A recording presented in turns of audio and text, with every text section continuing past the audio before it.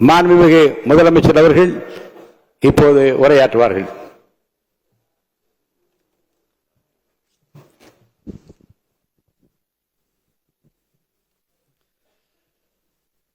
மாண்புமிகு பேரவைத் தலைவர் அவர்களே,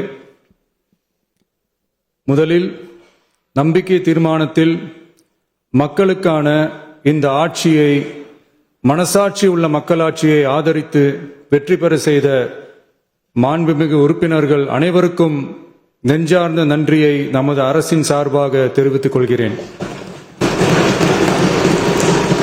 நடைபெற்று முடிந்த சட்டமன்ற தேர்தலில் எந்த அணியும் இல்லாமல் தனி அணியாக, தனி சிறப்புமிக்க அணியாக, மக்கள் அணியாக, மக்களை விரும்பும் அணியாக, மக்கள் விரும்பும் அணியாக களம் காண்டோம். 1967 and 1977 தேர்தல்கள் வாயிலாக அமைந்த சாமானியர்களின் அரசை போலவே 2026 சட்டமன்ற தேர்தல் வாயிலாக தமிழக வெற்றிக் கழகமும் சாமானியர்களின் அரசையே அமைக்கும் என்று மக்களிடம் தீர்மானமாக கூறினோம். மக்களும் நம் மீது நம்பிக்கை வைத்து தீர்மானமாக வாக்களித்தனர். வாகை சூடும் அந்த வரலாறு திரும்பியது. விசில் அலை வெற்றி அலையாக மாறியது. ஒரு விரல் புரட்சி விசில் புரட்சியானது. கட்சி ஆரம்பித்த 3 ஆண்டுகளுக்குள் 34.92% 1,72,26,208 வாக்குகளை மக்கள் தந்தனர். தமிழக வெற்றிக் கழகத்தை தனி பெரும் கட்சியாக சட்டமன்றத்திற்கு அனுப்பி வைத்தனர்.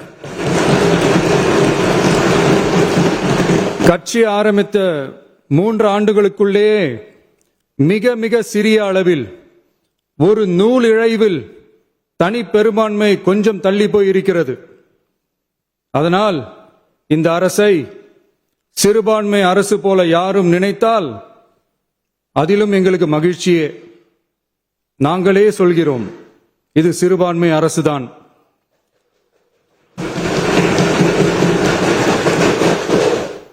சிறுபான்மை மக்களுக்கான பாதுகாப்பை உண்மையாக நிலைநாட்டும் அரசுதான். அது மட்டுமல்ல, பெண்கள், குழந்தைகள், முதியோர்கள், இளைஞர்கள், அரசு ஊழியர்கள், ஆசிரியர்கள் மற்றும் உழைக்கும் வர்க்கத்தினர் என அனைத்து மக்களுக்குமாக அமைந்த அரசுதான் இந்த அரசு. அந்த நம்பிக்கை அனைவருக்கும் ஏற்பட்டதால் தான் இந்த நம்பிக்கை தீர்மானத்தில் அது நிரூபிக்கப்பட்டிருக்கிறது. இந்த நேரத்தில் இந்த மாமன்றத்தில் நமது அரசு சார்பாக சில உத்தரவாதங்களை நான் தர வேண்டும் என்று விரும்புகிறேன்.